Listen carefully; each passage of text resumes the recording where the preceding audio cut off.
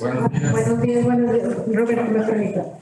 Bien, de nuevamente los saludamos, les damos la bienvenida al Foro Sinaloa, Retos y Futuros de una Sociedad Cambiante. El día de hoy con la Mesa Justicia, Derechos Humanos y Seguridad nos acompaña en la moderación el doctor Roberto Blancarte Pimentel, miembro del Colegio de Sinaloa, y estarán participando la diputada Elizabeth Chía Garaviz, presidenta de la Comisión de Derechos Humanos del Honorable Congreso del Estado, el doctor Óscar Fidel González Mendívil, rector de la Universidad del Policía, maestro José Carlos Álvarez Ortega, presidente de la Comisión Estatal de los Derechos Humanos de Sinaloa, el magistrado Jesús Iván Chávez Rangel, presidente del Supremo Tribunal de Justicia. Estamos esperando a la maestra Carla Galindo Vázquez, quien es la representante de Madres Buscadoras, y también nos acompaña el doctor Jesús Ramón Rojo Mancillas, filósofo. Voy a ceder el uso de la voz al moderador. Bienvenidos todos. Gracias, buenos días. Pues bienvenidos a este foro que pensamos para aprovechar el momento que está viviendo Sinaloa, que creemos que es un momento muy importante, para reflexionar y ofrecer en la medida de lo posible algunas ideas, algunas reflexiones que puedan ser de utilidad para la sociedad.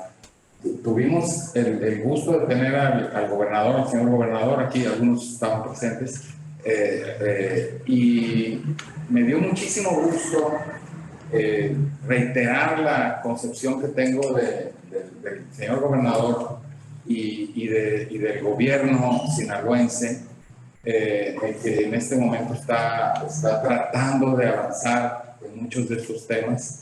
Y lo digo porque el gobernador mostró, como lo ha hecho en estos meses durante su gobierno, primero, ser una persona informada, porque nos lee a los miembros del Colegio de Sinaloa, lo mostró con su lectura del amoníaco, del tema del amoníaco. Se ve que es una persona abierta a la crítica, y en estos casos me parece muy relevante, muy importante, porque, como yo siempre he dicho, a nadie le gusta que lo critiquen. A nadie. Yo no conozco a alguien que le guste que lo critiquen.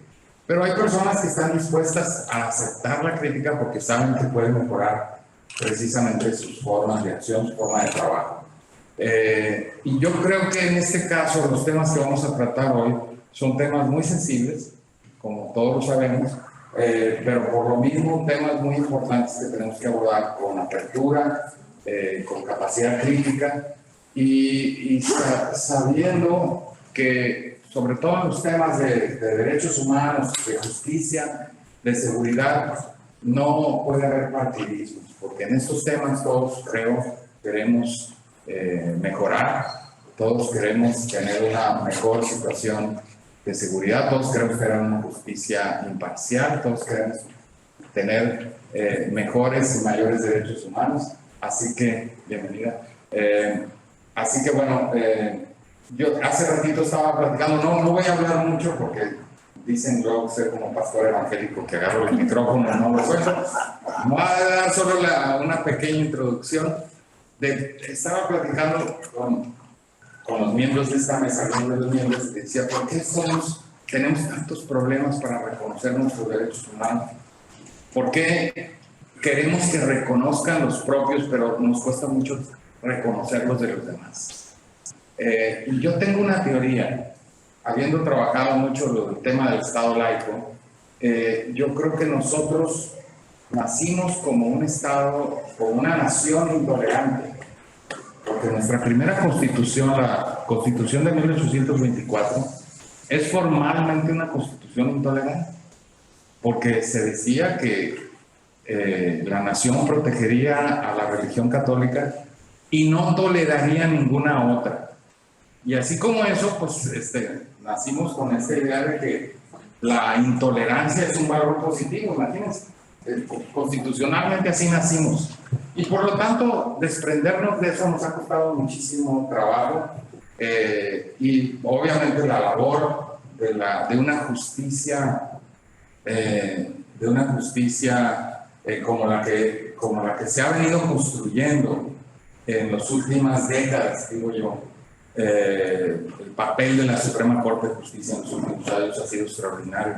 La construcción de los derechos humanos es todavía reciente, porque en realidad se ha institucionalizado los derechos, digamos, los derechos humanos en nuestro país hace apenas unos 30 años. Antes de eso no teníamos instituciones formales que los defendieran. Así que, pues es una labor, imagínense, desde partir de una nación formalmente intolerante a construir los derechos humanos y a construir una justicia equitativa, nos ha costado mucho trabajo. Dicho esto, no quiero tomar más tiempo, le voy a dar la palabra a nuestros miembros que nos acompañan en esta mesa, todos distinguidísimos, y comenzaremos con la diputada Elizabeth Chía Galaviz, presidenta de la Comisión de Derechos Humanos. Más o menos calculamos, ya creo cuánto tiempo, o se los vuelvo a decir, más o menos unos 10 minutos, o si se pasan un poco no importa, y luego para dejar tiempo para si hay preguntas y respuestas. Adelante. Bien, muchas gracias. Primeramente saludarlos, buen día, a quienes integran la Mesa de Justicia, Derechos Humanos y Seguridad, al moderador, doctor Roberto Lancarta, muchísimas gracias por recibirnos, al rector de la Universidad del Policía, doctor Oscar Fidel González, al presidente de la Comisión Estatal de Derechos Humanos, el maestro José Carlos Álvarez, al magistrado presidente del Supremo Tribunal de Justicia, Jesús Iván Chávez Rangel, a la maestra Carla Galindo Vázquez, de Madres Buscadoras, y al doctor Jesús Ramón Rojo, filósofo. A las personas aquí presentes y a las personas que nos ven a través de las diferentes plataformas digitales. Me presento primeramente comentándoles que mi nombre es Elizabeth Chía, soy diputada del distrito número 4 y presidenta de la Comisión de Derechos Humanos del Honorable Congreso del Estado. Es para mí un verdadero honor estar el día de hoy aquí, poder participar en este foro y en esta mesa de trabajo en el que estoy segura que habremos de compartir ideas y para buscar sobre todo la solución a los principales retos que enfrenta hoy nuestro estado Sinaloa. Hablar de los retos en nuestra entidad es hablar de la lucha de los derechos humanos en general y los desafíos actuales que enfrenta nuestro país y estado en materia de derechos humanos derivados de la pandemia por COVID-19, como lo son la violencia familiar, principalmente la violencia contra las mujeres. De acuerdo con la Ley General de Acceso de las Mujeres a una Vida Libre de Violencia, la violencia contra las mujeres se encuentra definida como cualquier acción u omisión basada en su género que les cause daño o sufrimiento psicológico, físico, patrimonial, económico, sexual o la muerte tanto en el ámbito privado como en el público. Estas acciones u omisiones constituyen una violación a los derechos humanos de las mujeres al no garantizar su libertad, desarrollo y seguridad. La violencia contra las mujeres es un problema de alcance global. Por ello, la Asamblea General de las Naciones Unidas desde hace más de 2 décadas emitió una resolución que establece el 25 de noviembre, el día de hoy, como el Día Internacional de la Eliminación de la Violencia contra la Mujer, que justamente hoy estamos conmemorando, cuya finalidad es coordinar actividades para concientizar y dimensionar la magnitud del reto de una vida libre de violencia. La pandemia por COVID-19 y las medidas sanitarias llevadas a cabo por el Estado mexicano tuvieron repercusiones por sectores y poblaciones en situación de vulnerabilidad a las mujeres y niñas, que son un grupo de ellos. Sabemos que en este encierro la restricción de movilidad, la incertidumbre, el estrés, la presión por la situación económica, la educación a distancia de manera improvisada, entre otros factores, causaron situaciones difíciles para los miembros de la familia en distintos contextos. Respecto a lo anterior, las mujeres y niñas en el contexto de emergencia se vieron enfrentadas a un aumento de riesgo de violencia, especialmente en lo que respecta a la violencia en el ámbito familiar, debido al aumento de las tensiones en el hogar y donde aumentó el aislamiento de las mujeres. En ese contexto, ONU Mujeres ha señalado que las personas sobrevivientes de violencia pueden enfrentar obstáculos adicionales para huir de situaciones violentas o para acceder a órdenes de protección y o servicios esenciales que pueden salvar vidas debido a factores como las restricciones de la circulación o la cuarentena. El impacto económico de la pandemia generó barreras adicionales para dejar una pareja violenta, así como mayor riesgo de explotación sexual. De este modo, no se puede analizar la pandemia por COVID-19 sin considerar la violencia contra las mujeres como otro problema que se acentuó durante el confinamiento y que hoy, hasta nuestros días, ha tenido implicaciones sociales, políticas y económicas. La violencia contra mujeres, niñas y adolescentes es una violación clara a los derechos humanos de enormes proporciones. Frente al contexto de confinamiento por pandemia del COVID-19, la violencia contra las mujeres aumentó desproporcionadamente dentro del hogar, llegando a causar cientos de muertes por el hecho de ser mujeres. En este punto vale la pena señalar que el contexto de violencia contra las mujeres en México ya era grave antes del COVID-19 y además fue aumentando a medida que la pandemia se expandía. Según cifras del Secretariado Ejecutivo del Sistema Nacional de Seguridad Pública, en 2019 se registraron 10.5 asesinatos de mujeres cada día, mientras que de enero a marzo de 2020 la cifra ascendió de 10.6 mujeres asesinadas al día en promedio. Esta información muestra los riesgos latentes a los que están expuestas las mujeres, nuestras niñas y nuestras adolescentes en México, y que el quedarse en casa no implicó que estuvieran exentas de experimentar actos de violencia en su contra, más aún cuando los principales agresores son familiares, parejas o exparejas, lo que requiere de forma urgente de acciones específicas para garantizarles el derecho de vivir libres de violencia. Con base en lo expuesto, la medida de quedarse en casa tuvo repercusiones negativas en la vida de las mujeres, entre otras cuestiones por la carga desproporcional en el trabajo de cuidados y el aumento de la violencia contra las mujeres. En este sentido, la violencia contra las mujeres se agravó por otro problema de salud pública, como ya hemos mencionado, el COVID-19. Por ello se puede afirmar que la pandemia concurre con la pandemia por violencia contra las mujeres. De acuerdo con datos del INEGI, en 2020 se observó que el delito de violencia familiar registró la segunda mayor frecuencia y es el único que muestra un aumento de 5.3% entre 2019 y 2020, lo cual confirma nuevamente un alza en la violencia contra las mujeres durante el periodo de confinamiento. En el ámbito local, no hemos estado exentos de los estragos que trajo la pandemia, toda vez que Culiacán fue el municipio con mayor incidencia delictiva y por ende más casos de violencia familiar. De acuerdo a la herramienta del semáforo delictivo en 2020, enero registró 341 incidencias, febrero 362, marzo 371, abril 263, mayo 409, junio 466, julio 445, agosto 512, septiembre 494, octubre 512 y noviembre 466. Según la Fiscalía General del Estado de Sinaloa, en ese año, hasta noviembre, se realizaron 3.137 denuncias por violencia familiar. Algo que sin duda marcó el año 2020 fue la crueldad que aumentó en los feminicidas, como la incineración de cuerpos que se dio en 5 casos a mediados del año. La Encuesta Nacional de Victimización y Percepción sobre Seguridad Pública 2021 también reaccionó a la realidad de la pandemia mundial por el virus SARS-CoV-2, que trajo consigo periodos prolongados de estancia en casa y un incremento en la violencia contra las mujeres como resultado de este confinamiento. Me paso a las acciones desde el Poder Legislativo. Desde el Congreso del Estado hemos priorizado atender el flagelo de la violencia contra las mujeres.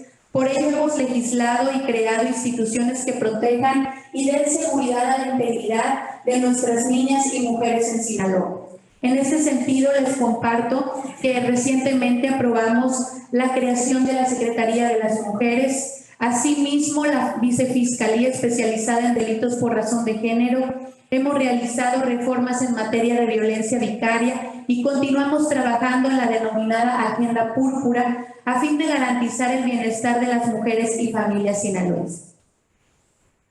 Obviamente hay muchos retos y muchas acciones todavía por venir, muchas iniciativas presentadas desde el Legislativo que estaremos impulsando y trabajando precisamente para reforzar y garantizar los derechos humanos de nuestras niñas, de nuestras mujeres adolescentes y de nuestras mujeres.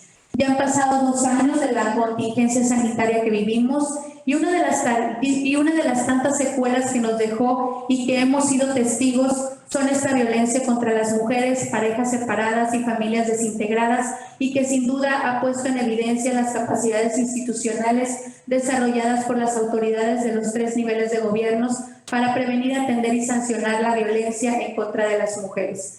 La pandemia por COVID-19 nos dejó una gran lección y considero que para hacer frente a los casos de violencia contra las mujeres en el ámbito familiar que derivaron del aislamiento es necesario que se cuente con el suficiente personal capacitado, los recursos institucionales y la coordinación entre las diferentes instancias. A partir de esto, las autoridades pueden tomar medidas emergentes o replantear las que han tomado para atender a las mujeres y niñas víctimas de violencia, por lo que resulta necesario que las autoridades tomen en cuenta la perspectiva de género en cada una de las acciones que ejecuten, valorar cómo están impactando de manera diferenciada a las mujeres y a los hombres para que en su caso se replanteen las acciones que están realizando, se tomen medidas adicionales que amortigüen este impacto diferenciado entre mujeres y hombres.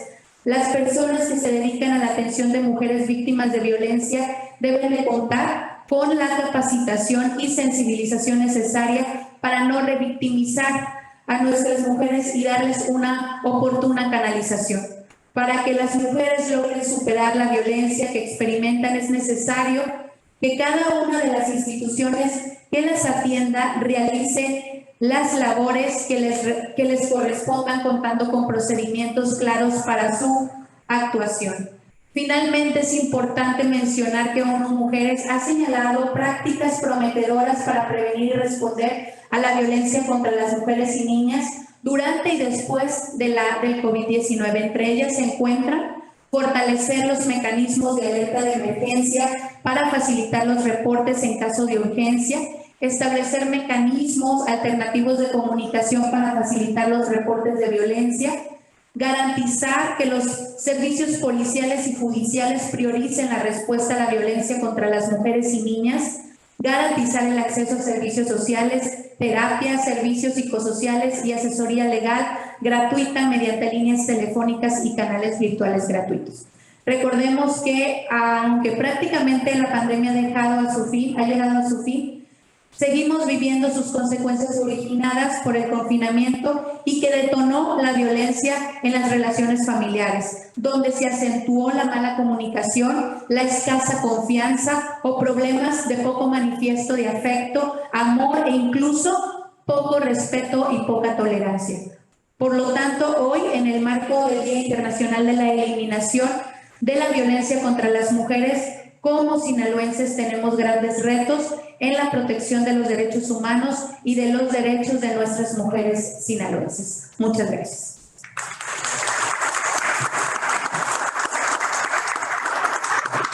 Muchas gracias, diputada. Sí, una de las cosas que me ha gustado de este foro es cómo se muestra la profunda interrelación entre los problemas que vive la sociedad, en particular el Estado.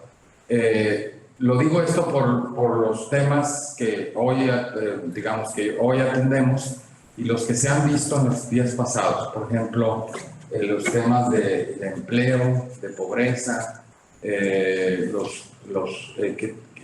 obviamente los problemas de medio ambiente que generan enfermedades, y cómo todo eso termina por tener una profunda interrelación y por lo tanto efectos de una área sobre otra, y cómo en el fondo tendríamos que trabajar de manera mucho más integral a la hora de atender muchos de estos problemas.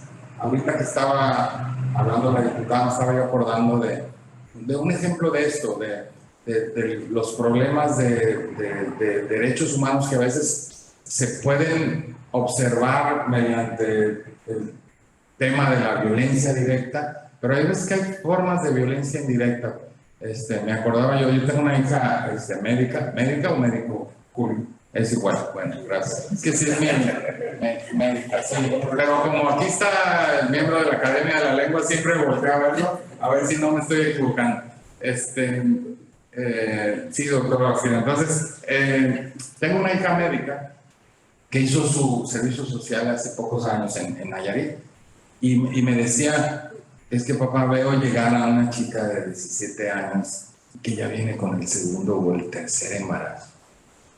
Y a partir de eso se impactó precisamente todo el problema del embarazo adolescente, que es un tema que tiene que ver con el derecho a la educación en salud sexual y reproductiva, que hasta ahora aquí no lo hemos tratado, pero que definitivamente impacta, y yo me imagino que debe ser un problema en muchas comunidades de nuestro estado.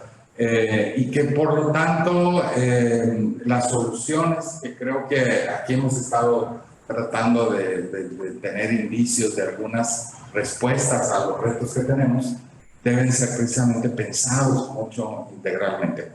Bueno, como les digo, no quiero monopolizar el micrófono. Les voy a pasar la palabra al doctor Oscar Fidel González Mendívil, rector de la Universidad de Policía.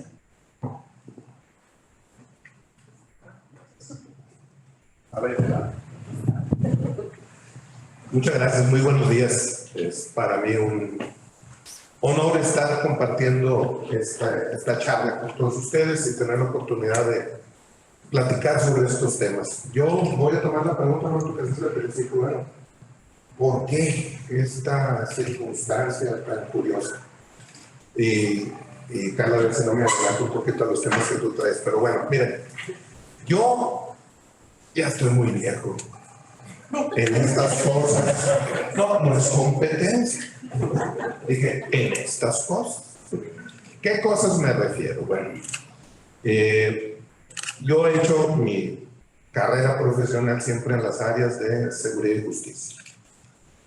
Y hay problemáticas que son constantes o que evolucionan y parece que no se transforman, o las cosas que se transforman no solucionan las totalidades, sino que parecían en determinado momento que nos complican. Una de las cosas fundamentales que se ha visto es la forma en la que un servidor público encara a una víctima. Esta víctima, que es además la persona afectada, yo tuve un maestro, el maestro Carrancá y Rivas, y decía él que todas estas cosas le llamaba el drama penal, porque no era trágico, bueno, era trágico en el sentido de que hay una persona afectada, pero no quería hacerlo más complicado y lo dejaba en el drama penal. Pues este drama penal, los abogados, me va a disculpar mis compañeros abogados, pero a veces somos muy complicados. Y somos como que nos gustan las cosas objetivas y por objetivos pretendemos serlo, no porque lo logremos. Y a veces practicamos la asepsia en el lenguaje. Y entonces a los involucrados en este drama tenemos nombres espantosos para ellos. Entonces hay un sujeto activo que es el delincuente, es quien ejecuta la conducta, por llamarla de alguna manera. Ya no nos peleamos, es conducta, no es conducta, etc. Y hay una persona afectada por esta acción. Y ese es el sujeto pasivo, pues por supuesto, ¿no? Pues hay un activo, tiene que haber un pasivo.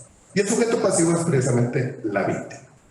Y en las escuelas nos enseñan esta terminología y entonces el sujeto pasivo es pues quien resiente el daño. Que todo el mundo estamos de acuerdo en esto. Ya luego encontramos quién es el sujeto pasivo cuando le roban uno al carro. Y dice uno, caray, el que va manejando a veces no es el propietario del vehículo, ¿verdad? Entonces, ¿quién sufrió la afectación en realidad? Y ahí empiezan una serie de complicaciones técnicas que nos encantan.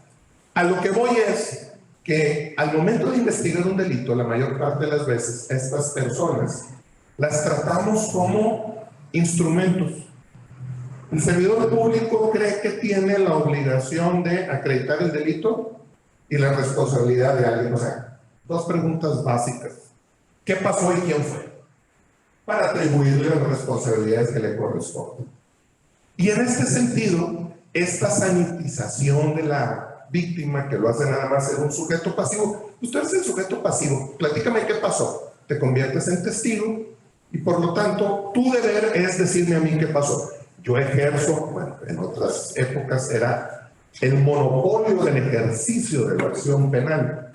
¿Qué quiere decir esto? Que éramos los únicos que podíamos ir ante los tribunales a pedir que se sancionara a una persona por estimar que era responsable de un delito. Pero pues la cosa no es así.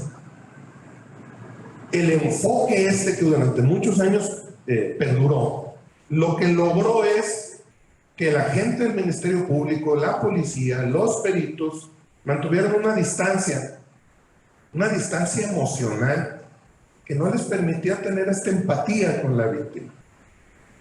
Y por lo tanto, seguían viendo a la víctima como un testigo. Entonces, eres un instrumento. Tu función es instrumental para la tarea que yo tengo, que es acreditar qué fue lo que pasó. Y entonces, toda la estructura y todo el aparato se transforma para que se cumpla esa función institucional. Y tenemos una institución entonces, valga la redundancia, dedicada a estas dos labores. Saber qué pasó en materia delictiva, qué tipo de delito es o qué clase, y quién es el delincuente, para poder ir ante los tribunales a solicitar que se le establezca una sanción específica. El problema es que nunca ha sido así. Había un antropólogo, Bronislaw Malinowski, que fue a vivir a la Polinesia con una tribu que no había tenido contacto con el occidente y se quedó con una frase que decía: es que el problema no es cómo la vida se ajusta a las normas, es que las normas son las que se tienen que ajustar a lo que ocurre en la realidad.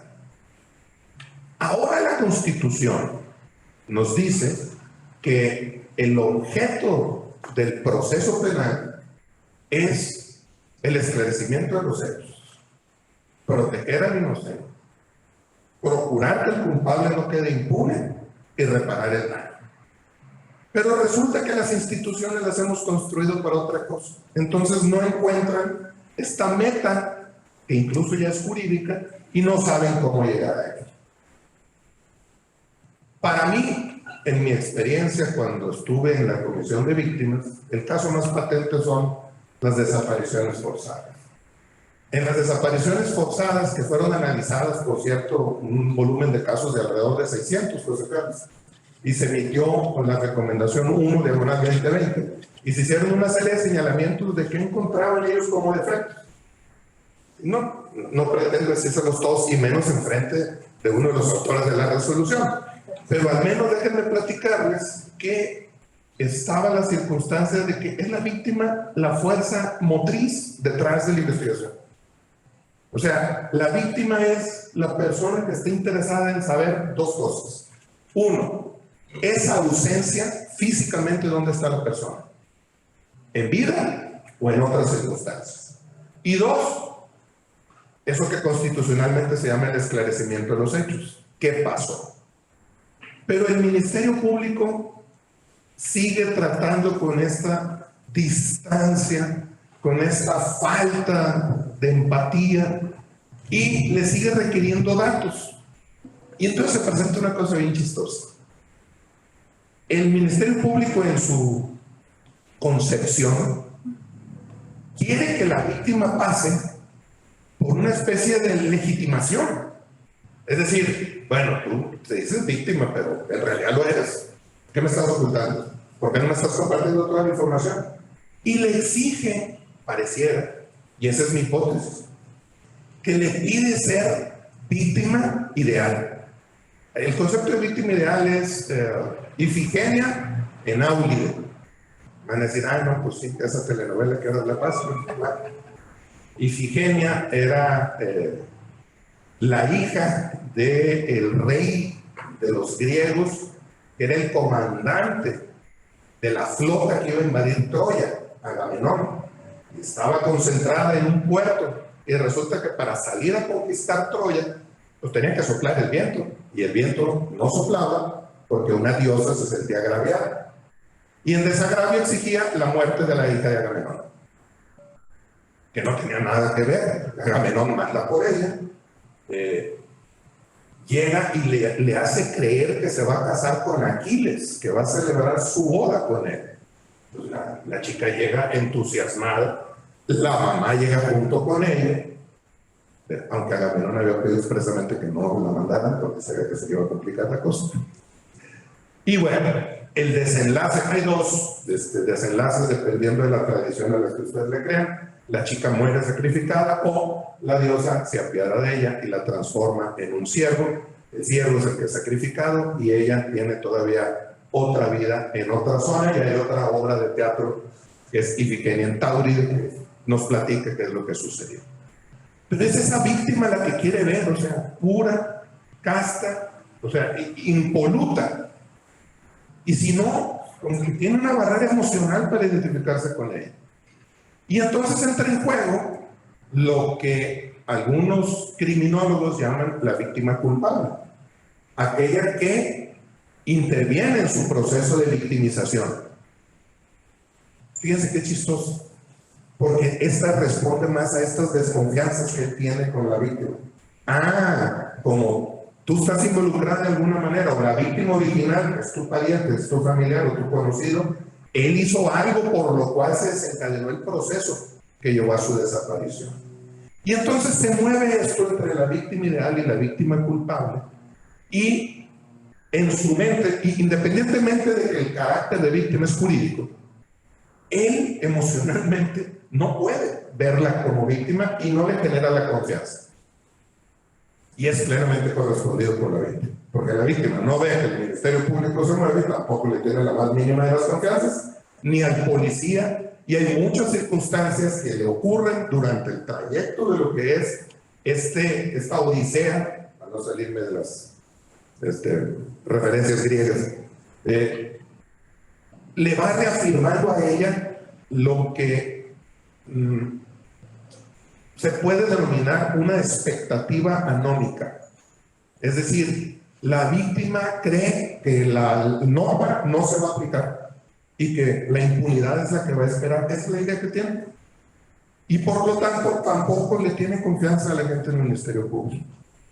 Entonces, ella se autoetiqueta como víctima y se autoda las posibilidades de hacer las investigaciones, y por eso ella tiene la posibilidad de impulsar todo este tipo de circunstancias. Y tenemos esta situación tan penosa y tan complicada. ¿Cómo romperla? Porque finalmente, pues, al menos tenemos que proponer algo, ¿no? Bueno, como a mí, como representante de la Universidad de la Policía, pues nos toca la parte de formación. Yo creo que para romperlo es bien importante empezar a crear una especie de pedagogía de la justicia. Es decir, si la justicia es un valor, si la justicia es una virtud, o es más que eso, es una emoción, es una sensación, pero también es algo racional. Entonces se puede enseñar en todos estos aspectos. Y podemos empezar a romper esto siendo autocríticos precisamente, reconociendo que no estamos haciendo las cosas lo bien que se podrían estar haciendo, y que estamos perdiendo oportunidades, alianzas, estamos perdiendo la gran posibilidad de romper este círculo vicioso, porque estamos encerrados en la visión de lo individual, o al menos de una individualidad institucionalizada de un lado o del otro, que se generan estos rompimientos que es muy complicado vencer. Sí hay ejemplos y sí hay, pero son fragmentados. Pero ¿cómo hacerlo para esto? Pues tenemos que repensar la justicia y nos tenemos que educar para la justicia. Como decía una ex jefa que yo a la cual le tengo mucho aprecio, la maestra María Guadalupe Morfín Otero, quien fuera presidente de la Comisión de Derechos Humanos de Jalisco. Y decía, no es lo mismo educar para los derechos humanos, educar en derechos humanos y educar desde los derechos humanos. Entonces, me parece que esa es, al menos desde la posición que me toca en este momento ejercer, es la propuesta. Pensar en cómo crear esta pedagogía de la justicia para poder enseñarle a los futuros servidores públicos que hay otra manera que no tiene que ver con estas frialdades institucionales y que le puede permitir hacer un trabajo no solamente efectivo en función de la exigencia de ciertos resultados para indicadores numéricos, sino para resolver el drama humano precisamente. Muchas gracias.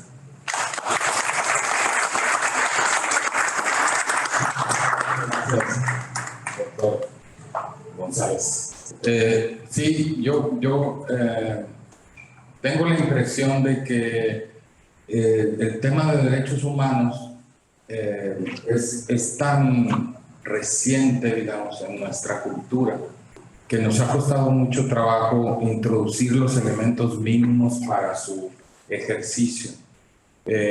Yo estoy seguro que más allá de la emocionalidad, de la empatía necesaria, pues requerimos también mucha información sobre lo que son los derechos humanos. Porque yo creo que la mayor parte de la gente, por un lado, ignora qué son, pero por otro lado, ahora los reivindica cada vez más.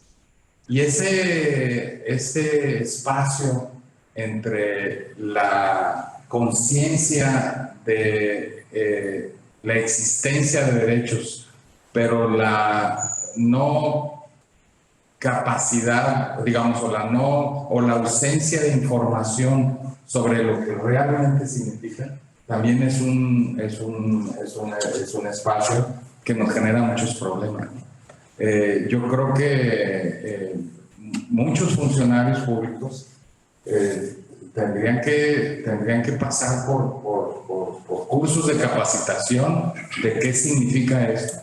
Y mucha gente en la sociedad civil tendría que estar informada mayormente de hasta dónde y qué son los derechos humanos, cuáles son los que se pueden reivindicar y cuáles no, o cuáles todavía estamos discutiendo si son o no son y de quiénes son, ¿no? Yo trabajo mucho en el Colegio de Bioética también, y ahí hemos discutido precisamente muchísimo sobre los sujetos de los derechos humanos, sobre precisamente a quienes corresponden y quienes pueden exigirlos, etcétera, ¿no? Yo me imagino, no toco nada sobre la Universidad de Policía, pero yo me imagino que aquí tenemos mucho trabajo que hacer con los policías, los policías y las policías, ahora, porque son agentes centrales en el ejercicio de esos derechos humanos, y tenemos que, pero también al mismo tiempo, digamos, extender la información a la sociedad en general, porque también creo que hay muchos abusos contra los propios policías, ¿no?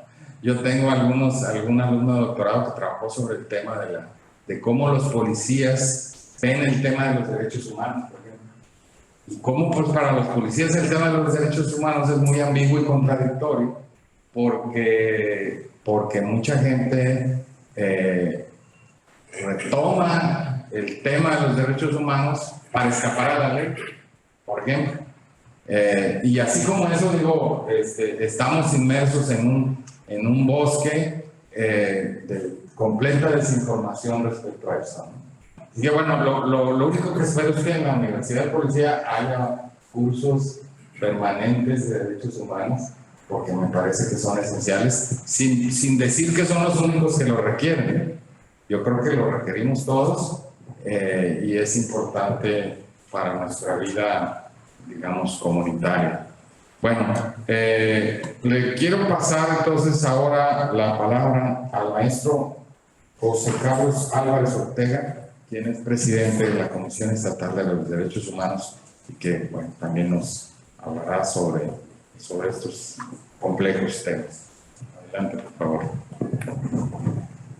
Bien, en primer término, pues agradecer la invitación a participar en este importante foro que desde la denominación es provocativo. Retos Sinaloa, retos y futuro de una sociedad cambiante.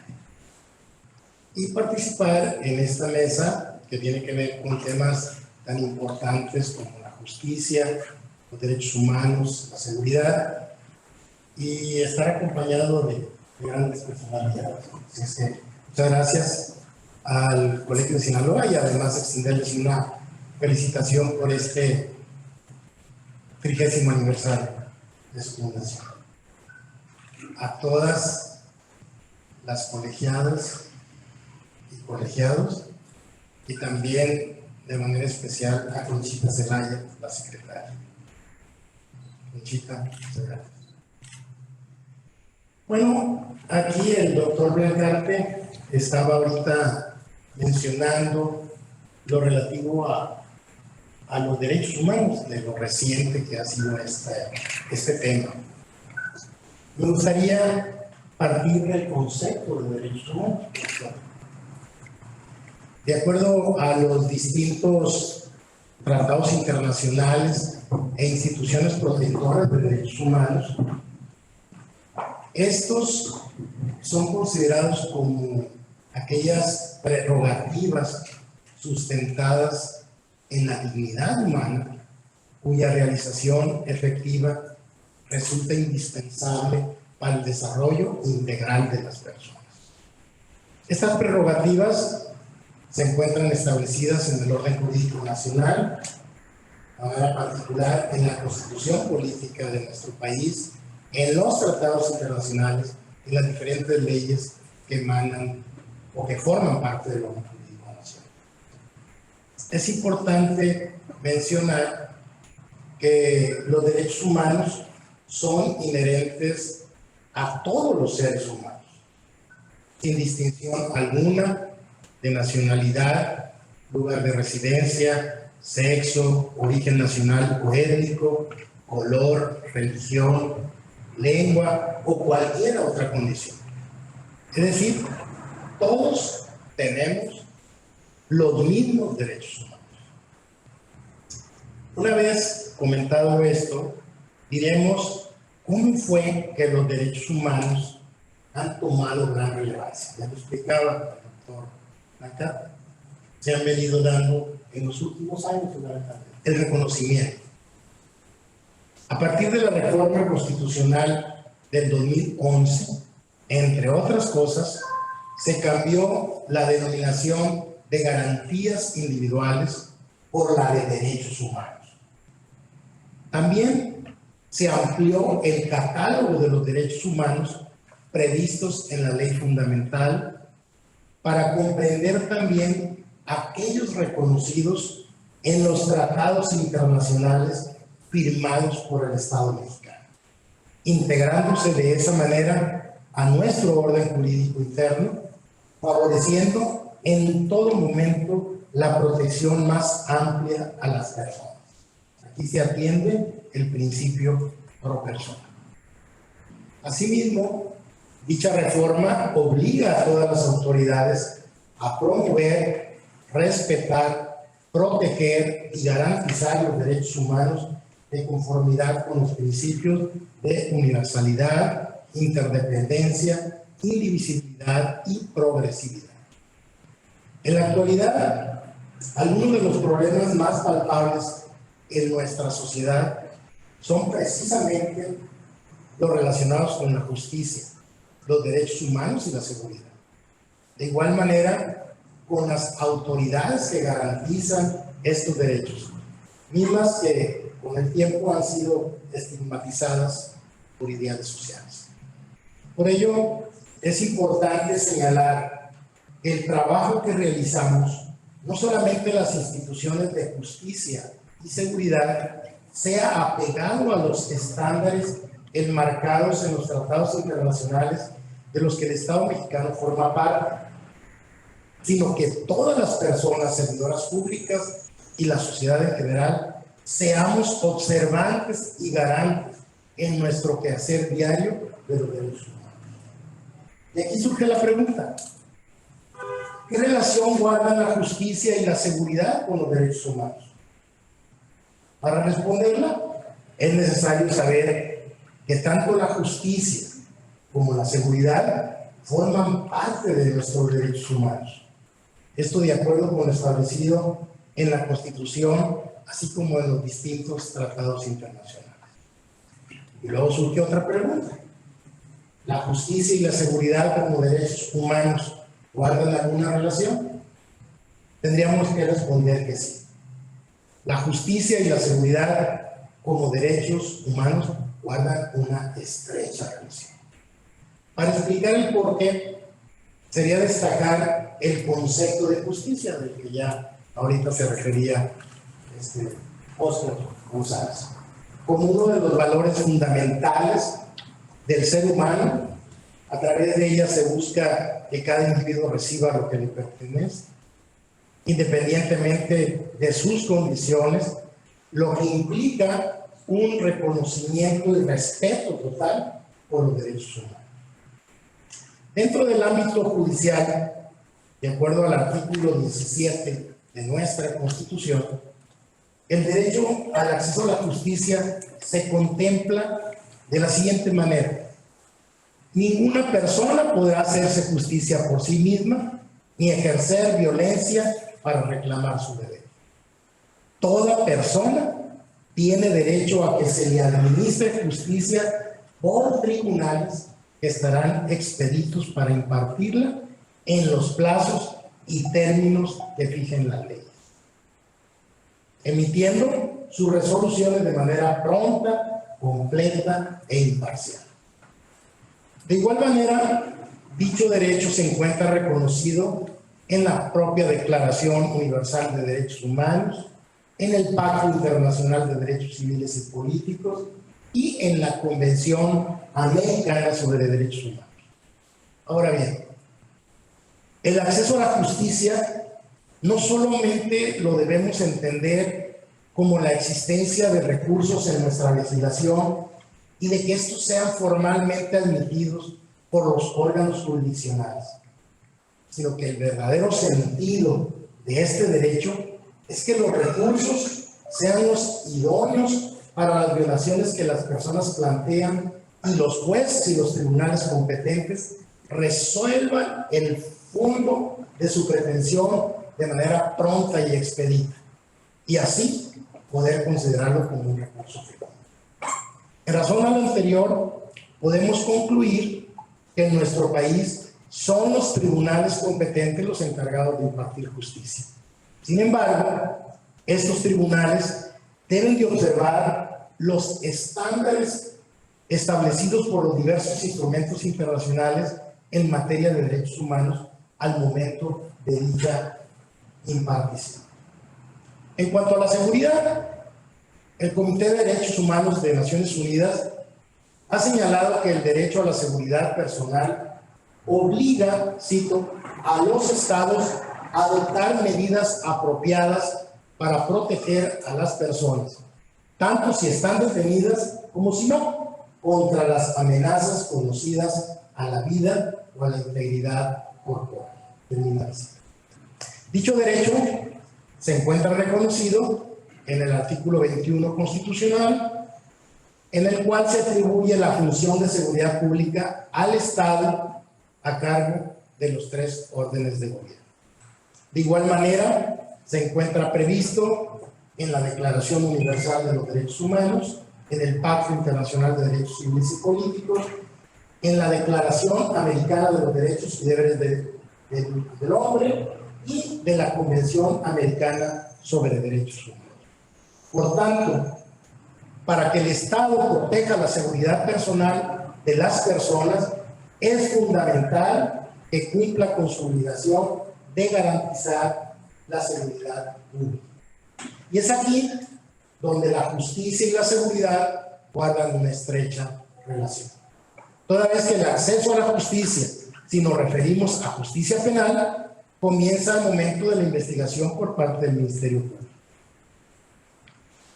Por su parte, por lo que tiene que entenderse la interdependencia que existe entre las autoridades investigadoras y de procuración de justicia con las autoridades jurisdiccionales.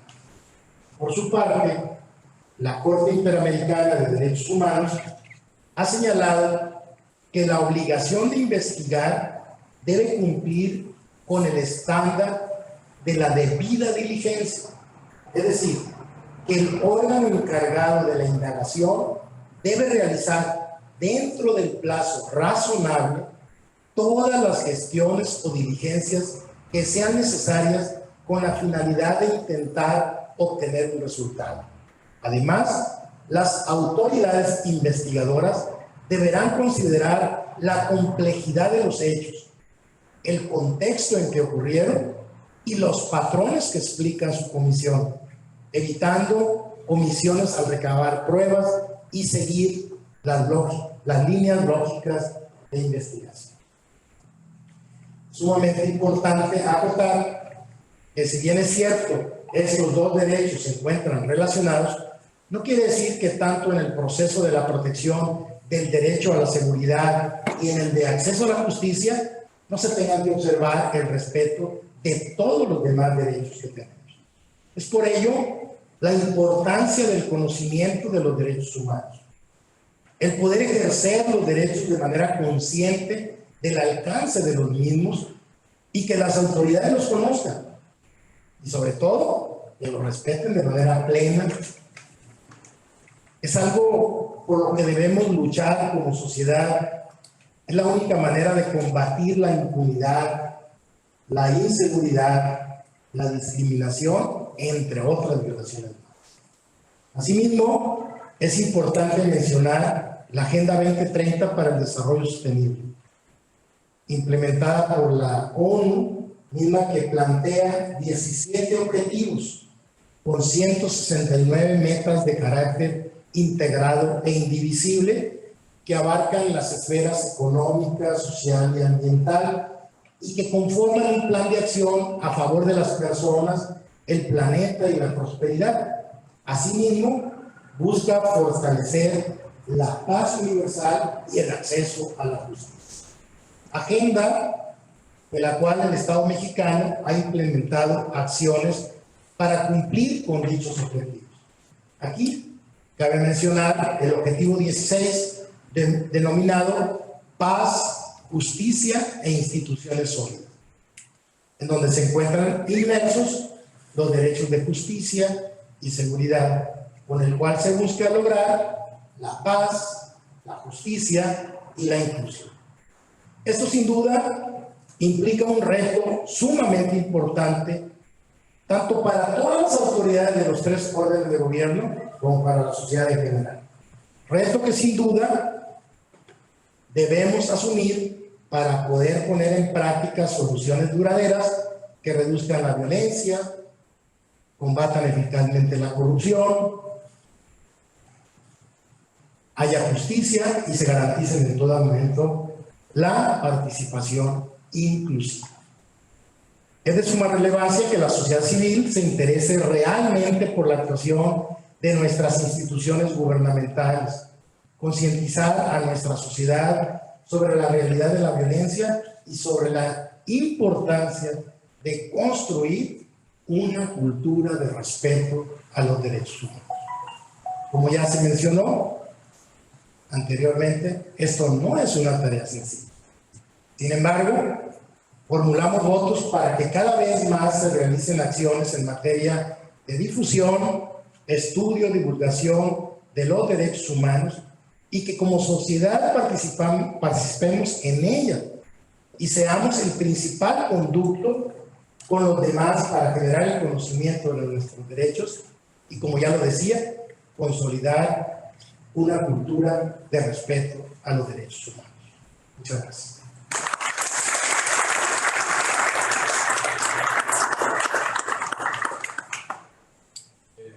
Pues nuevamente el tema de cómo se cruzan los problemas y las soluciones me vuelve a la mente, porque cuando se habla de derechos humanos, a veces asumimos que todos estamos en la misma capacidad de ejercerlos.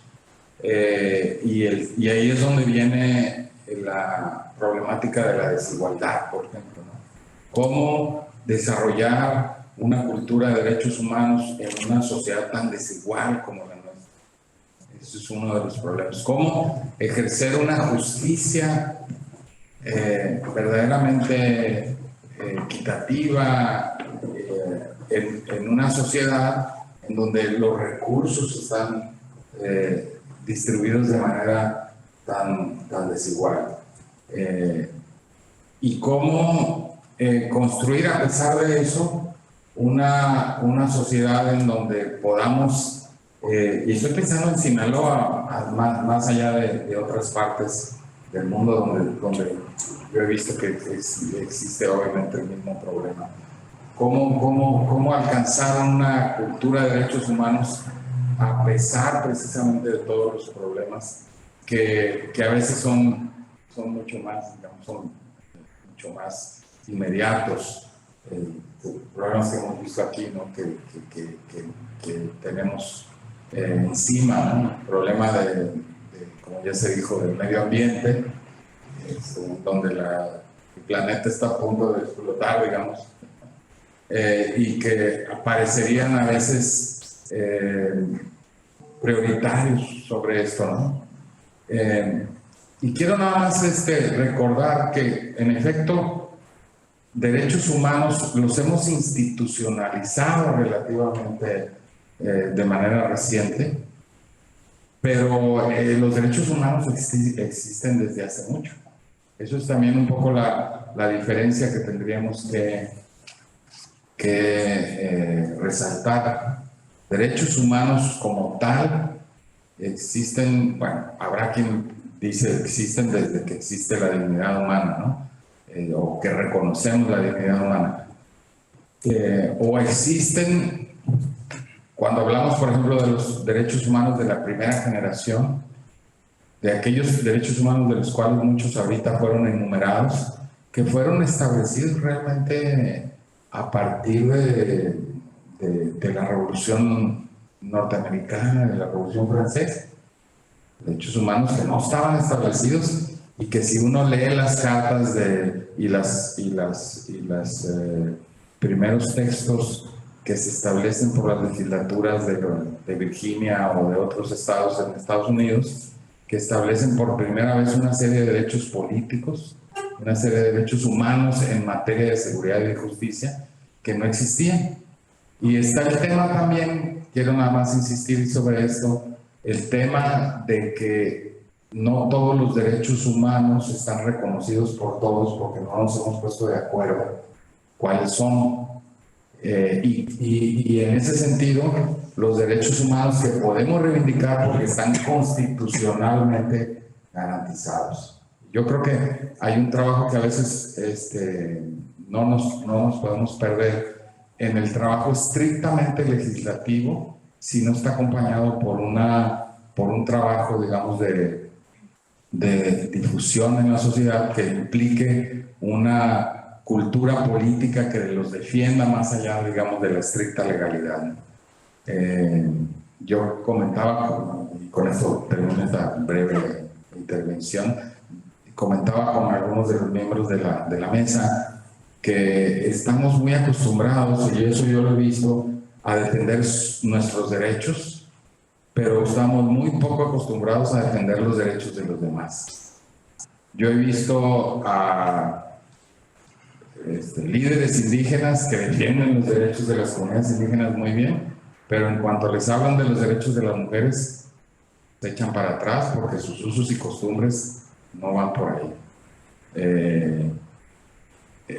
Y he visto evangélicos que han sido discriminados durante décadas y siglos, y que cuando les hablan de los derechos de los homosexuales inmediatamente se echan para atrás y al contrario, son muy intolerantes. Entonces, eso es a lo que me refiero, porque yo conozco a mucha gente y a muchos grupos que defienden sus derechos, pero conozco a muy pocos que defienden los derechos de los demás. Y yo creo que lo que tendríamos que ir construyendo es una sociedad que esté más acostumbrada a defender los derechos de los demás que incluso defender los derechos propios o que defenderlos junto con los propios. Pero bueno, dicho eso, y aprovechando que tiene uno el micrófono, ¿verdad? Paso entonces la palabra al magistrado Jesús Iván Chávez Rangel, que ya nos hizo el favor de acompañarnos también en la inauguración, presidente del Supremo Tribunal de Justicia, agradeciéndole su participación. Muy buenos días. Pues empiezo utilizando jerga forense de lo que se utiliza en los juzgados. En este acto solicito, ténganseme por aquí reproducidos todos los agradecimientos, parabienes, felicitaciones y bienaventuranzas que se han dirigido para los aquí asistentes y para el buen destino de este evento. Bien. No prometo brevedad. La procuraré. Vamos. Creo que el tema central ya ha estado saliendo en cada una de las participaciones. El tema central o la clave de estas, la clave para entender en la actualidad los procesos que estamos viviendo respecto a estas tres palabras, esas que se escriben en mayúsculas como vienen en el nombre de la mesa, que es justicia, derechos humanos y seguridad. Creo que la clave ha estado saliendo aquí constantemente son los derechos humanos. Inició mi compañera de panel, la diputada Chía, haciendo una referencia al tema de las mujeres. Desde mi punto de vista es algo que yo comparo. Me parece que en este momento de nuestra historia es un tema absolutamente central de derechos humanos. Y creo que es realmente un tema central. No coincide nuestro encuentro con la efeméride del inicio de los 16 días de activismo en contra de la violencia contra las mujeres o las violencias contra las mujeres, pero me parece que es una absoluta coincidencia. El tema considero que sí es central. Trataré de explicar por qué me lo parece así. Normalmente, cuando tratamos de encontrar claves o cuando nos acercamos a intentar algunas conclusiones sobre qué cuestiones inciden en los temas, más bien en los impedimentos que se tienen desde el ámbito público para paliar los temas de seguridad pública, comúnmente volvemos a ciertas cuestiones. Yo recuerdo particularmente, o anotaría tres: gobernanza efectiva, y esto ligado a una crisis de gobernabilidad; ausencia de interés institucional en construir una democracia más allá del voto, con la participación de todas las personas; y también nos dolemos constantemente de ausencia de diseños de políticas públicas de la seguridad como nuestro rector. Sobre este punto hay algunas personas que me han precedido en el uso de la voz, pues han hecho algunas menciones, han hecho notar algunas consideraciones que tienen que ver por cómo tenemos a veces las instituciones están construidas, instituciones públicas, y quienes en ellas participamos, muchas veces están construidas con base en tradiciones, con base en inercias. La verdad es que en mi tiempo en la burocracia sí me he dado cuenta de una cuestión. En muchas instituciones las inercias mandan y son difíciles de recomponer. Es importante que haya conciencia y es importante que haya compromiso. Respecto a estos tres temas, respecto a estas tres cuestiones, que si la falta de interés de construir una democracia más allá del voto, el tema de una gobernanza efectiva, el tema de los diseños de las políticas públicas, tienen que pasar por un eje que es importante. Todo lo que pensemos acerca de estas tres cuestiones tienen que tener una lógica inclusiva, una lógica que tienda, como también se ha dicho aquí, a paliar, a atenuar las brechas de desigualdad. Unas brechas de desigualdad que sí tienen que ver con temas de oportunidades, con temas de pobreza, pero tienen que ver también centralmente con esta cuestión que les decía, que para mí es el tema central de los derechos humanos en este momento. y que es la mitad de la humanidad, de los derechos de las mujeres. Los tribunales normalmente han sido instancias en las que han empezado a caminar los derechos, ciertos derechos, sobre todo los derechos humanos, que tienen una lógica contramayoritaria. Es decir, no importa que una mayoría no esté de acuerdo o esté en desacuerdo respecto de sus contenidos o respecto si debemos respetar tales o cuales prácticas o debemos ser inclusivos con otras personas. Siempre, no importa que sean muchos los que estén en desacuerdo, se tienen que respetar porque son base de la democracia. Los tribunales en nuestro país y en el mundo han sido han sido las instancias públicas a partir de las cuales se han venido construyendo nuestros derechos. Particularmente creo que podríamos hablar brevemente sobre los derechos de las mujeres. El avance de los derechos de las mujeres se ha venido al menos en nuestro país, creo con claridad, en los últimos años, los últimos 25 años, diría yo. Ha habido un avance en una lógica de decisiones de tribunales. Ya se mencionaban las de la Corte, mencioné yo también unas otras decisiones que creo que ahí también empiezan de manera muy importante, es en la jurisdicción electoral. Es muy curioso cómo el avance de los derechos de las mujeres se ha venido dando en una lógica de decisiones de minoría, cuando numéricamente no son minoría. Es por ello importante, y es ahí en donde siempre me ha empezado a me ha llamado la atención desde hace un tiempo la cuestión de cómo hemos construido instituciones, hemos construido políticas públicas, hemos tenido avances en la democracia, pero no hemos terminado de incluir a las mujeres. Las hemos incluido, al menos en los espacios, y empezaré por el tema, decía yo, lo electoral, en los espacios de representación política, ya luego posteriormente del gobierno, pero han sido incluidos prácticamente a base de sentencias. No hace tanto que empezaban apenas las cuotas de género con todos los descargos de vestiduras que había en todos los partidos políticos. 80-20, 70-30, 60-40 y hoy 50-50. A base de sentencias que luego provocaron reformas legislativas porque en realidad ya no quedaba de otra. Es decir, y han crecido en ese sentido a base de decisiones de tribunales, pero en esa lógica como si fuera un grupo minoritario cuando numéricamente no lo son. Ha sido un trayecto que creo que como sociedad nos ha venido empujando a reflexionar sobre cómo estamos construyendo nuestra democracia. Desde ¿Qué les diría yo? Pero me parece que es importante así sea un tanto forzada la cuestión de incluir a las mujeres en el tema de representación política y luego en la integración de instituciones públicas. Hay una frase que es un lugar común, pero pues a veces vale la pena volver a ellos, que dice que si una mujer entra a la política, cambia la mujer. Y si muchas mujeres entran en la política, lo que cambian es la política. Entonces, siento que estamos como sociedad viviendo primero un proceso de forzarnos a convivir en el ámbito público y en el ámbito de decisiones públicos con un mayor número de mujeres. Y esto creo que lleva a ciertos cambios de fondo. Pero es un proceso que siento que un tanto apenas inicia.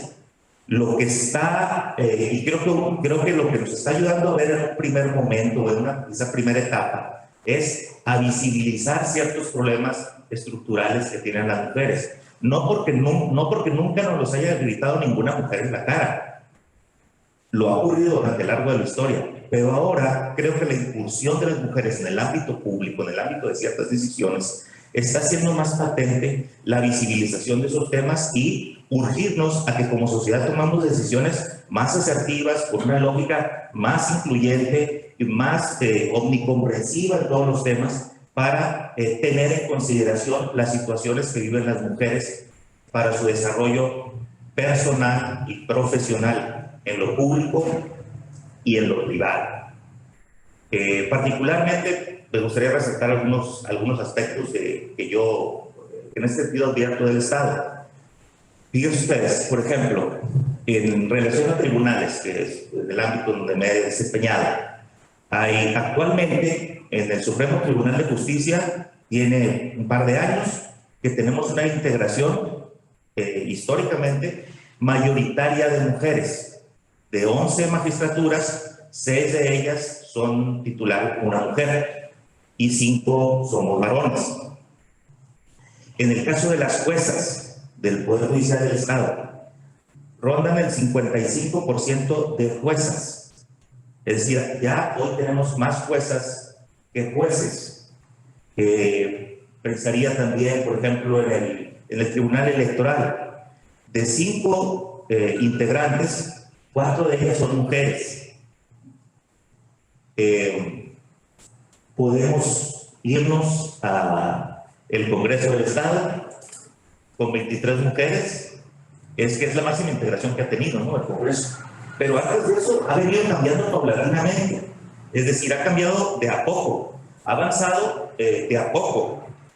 Pero creo que la gran novedad, más bien los frutos que estamos viendo, quizás como perceptibles en un primer momento, es que los temas de la agenda de las mujeres, por decirlo de alguna forma, no me gusta tanto, pero también entiendo que exige decirlo de esa manera, hasta con un cierto grado de militancia, porque los derechos humanos así se tienen que mover, con pasión, con compromiso, como se mencionaba ahorita. Es decir, hay que pelear. Es más fácil pelear por los derechos propios, pero es mucho más complicado pelear por los de otros. Y es que no debemos entenderlo necesariamente en una lógica de los derechos de otros, sino es la construcción de una democracia incluyente para todos.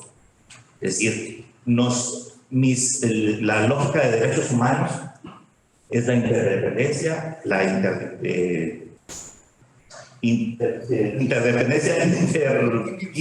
indivisibilidad,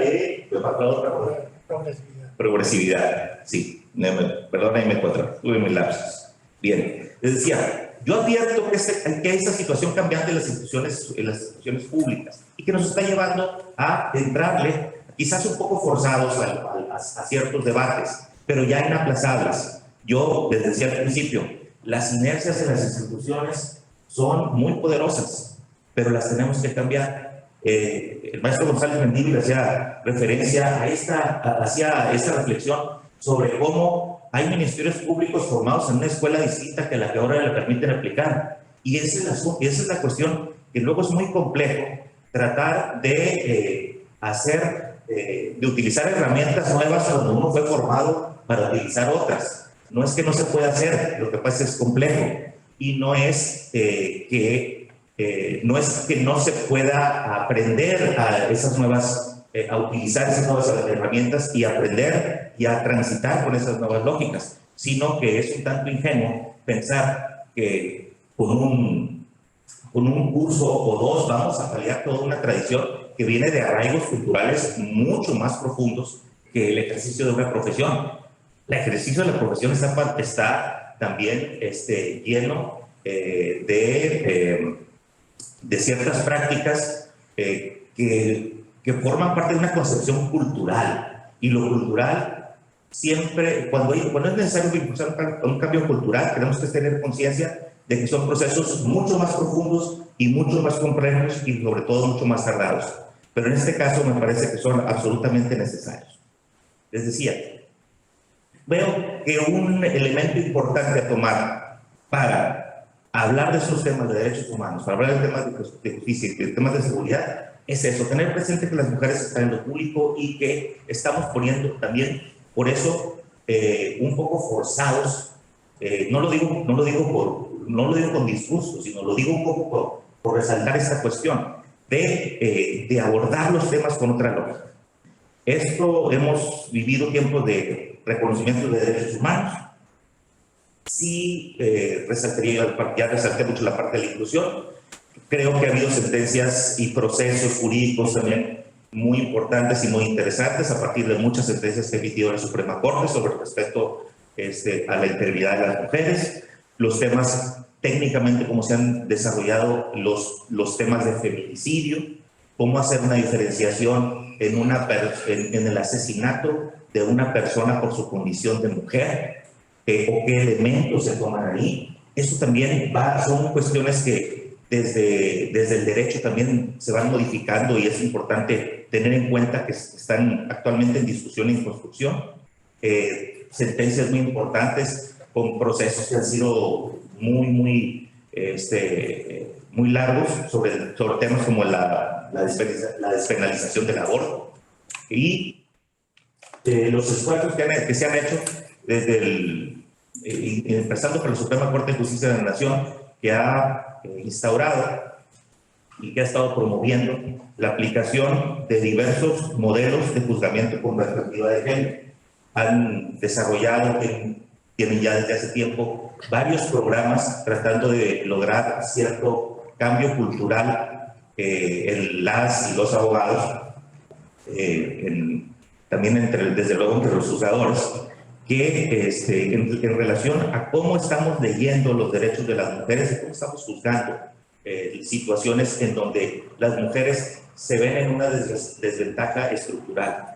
Pensaría uno que, yo lo pensaba hace ya tiempo, que estas cuestiones tienen que ver exclusivamente, bueno, a lo mejor por lo penal, por lo más visible el tema de feminicidios, pero no, realmente tienen que ver en todas las materias, podemos encontrar ejemplos.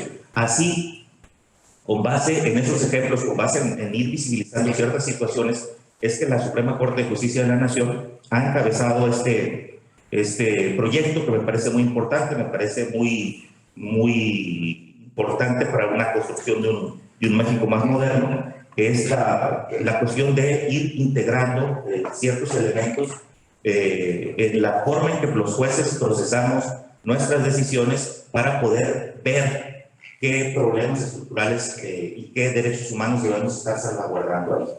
Luego, en relación a algunas cuestiones que les querría compartir de actualidad en el Poder Judicial, en tema que me llama la atención desde el punto de vista estadístico y que tiene que ver con esto. Los últimos 5 años al menos, el mayor número de ingresos, es decir, de juicios promovidos ante el Poder Judicial local, han sido en el tema familiar. Es decir, se ha acrecentado mucho los conflictos familiares. Han también cambiado mucho la forma, la visión. Las nuevas generaciones ven temas como el matrimonio desde otra perspectiva, digamos, con más libertad. Y en general ha habido mayor crecimiento de este tipo de conflictos y de la índole familiar.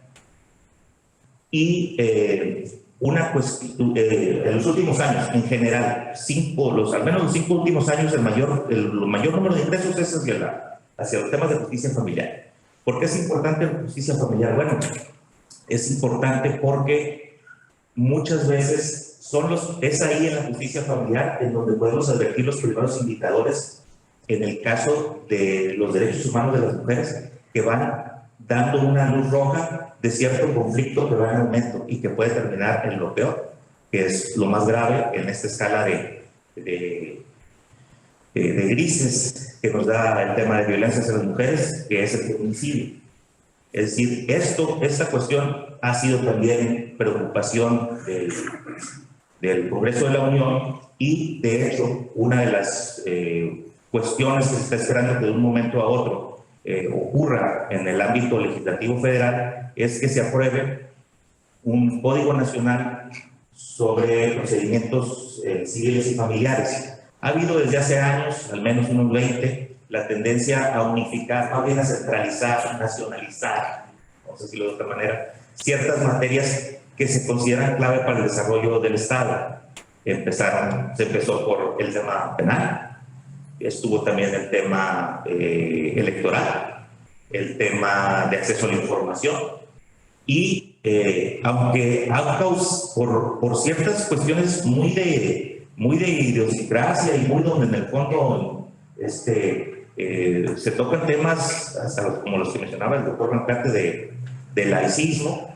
Por eso sí es un poco más complejo llevarse al tema de entrar a nacionalizar el tema de las reglas de juzgamiento de lo familiar, pero se está en ese proceso. Ya la Suprema Corte de Justicia de la Nación el año pasado le ordenó al Congreso de la Unión que emitiera el dictamen de unas iniciativas que tienen en relación a ese tema, en relación al tema de la justicia familiar. Ya dijo que le corresponde no a los congresos locales, sino al Congreso de la Unión legislar en esa materia. Entonces, pondría yo todos estos elementos para señalar, para enfatizar que en este momento es muy importante tener esa perspectiva de los temas, porque cualquier política pública que tratemos de articular desde las instituciones debe partir de la igualdad de género, debe tener como propósito también cerrar brechas de desigualdad, y solo desde políticas construidas en ese sentido pues como podremos entrarle a otros temas centrales que afectan a todos, que afectan pero que afectan particularmente a las mujeres, pero no solo a las mujeres, están afectando ya como sociedad en los temas de seguridad, que son los más sensibles que se han señalado: desplazamientos por violencia y desapariciones forzosas. Toda esta cuestión de esa visión que tenemos sobre cómo debemos integrar, cómo debemos incluir en una lógica democrática a esa otra mitad de la humanidad que ha venido quedando relegada, me parece que es central en este momento, me parece que es muy importante. Les compartiría, si me lo permiten, ya para terminar, algunas notas de un texto que estuve revisando ahora en estos últimos días, de un profesor de la Sorbonne, que recientemente incluyó, es Iván Blanca, sobre el texto, se llama Hombres Justos. Cito: los hombres lideraron todos los combates, salvo el de la igualdad de género. Soñaron todas las emancipaciones, salvo la de las mujeres. Hoy necesitamos hombres igualitarios, hostiles al patriarcado, afectos al respeto más que al poder. Solo hombres, pero hombres justos. Hombres dispuestos a transitar desde el patriarcado hacia la construcción de nuevas masculinidades. Revolucionar lo masculino supone teorizar la justicia de género, así como la justicia social exige la redistribución de la riqueza. Es decir, desde mi punto de vista me parece central, porque todo lo que construyamos, si seguimos dejando por fuera el tema de la inclusión de las mujeres en la toma de decisiones y de atender esos rezagos históricos, va a ser únicamente aplazar un debate que va a volver a votar inevitablemente en peores escenarios y con consecuencias mucho más lamentables. Les agradezco mucho su atención.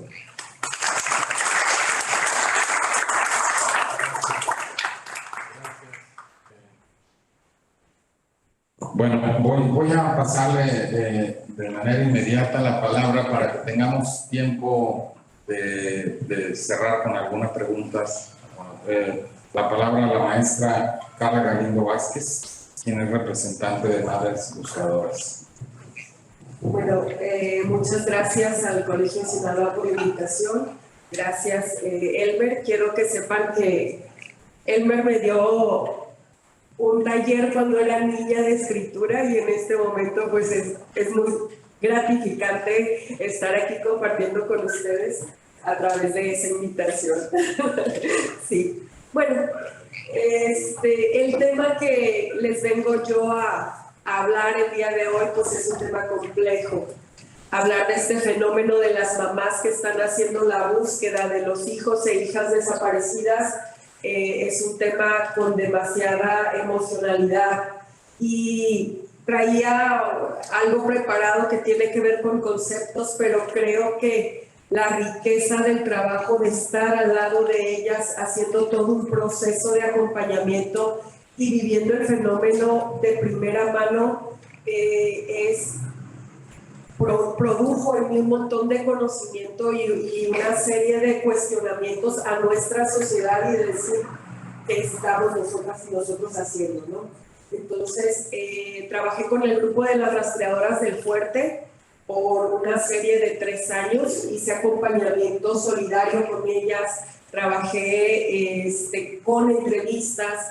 Mi área es, trabajé la maternidad política, cómo estas mujeres mudaron de una construcción de maternidad privada que tenían a volverse actoras o agentes de cambio. Y en este trayecto de acompañamiento, pues obviamente revisé un montón de experiencias que ellas viven, experiencias ligadas desde el dolor y de un dolor que transformaron en justamente el dolor político, un dolor que tras ser víctimas no las paralizó, no las dejó inmóviles, sino las hizo salir al espacio público para reclamar el regreso de los suyos a casa. Estas mujeres que construyeron una maternidad con la idea de que justamente este patriarcado educó para que fuéramos nosotras las responsables de los hijos y las hijas, del trabajo de crianza, del trabajo de cuidado, y a través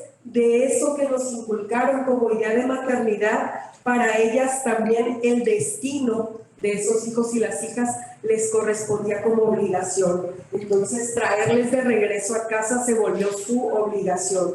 Una obligación que trae un montón de aristas, un montón de problemáticas que además les dejamos solas en muchas de las ocasiones, ¿no? Porque si hablamos de la desaparición de personas, pues podríamos dar estas definiciones, estos conceptos académicos que nos podrían dar una idea de lo que significa una desaparición, pero palparlo desde la otra, palparlo desde el dolor ajeno, es una implicación que tiene que ver con esta desesperación, con el no saber un luto que no puede seguirse, suspendido en la nada por no saber si están vivos o si están muertos, y con la emocionalidad de querer que estén vivos, pero tener 6 años sabiendo que no están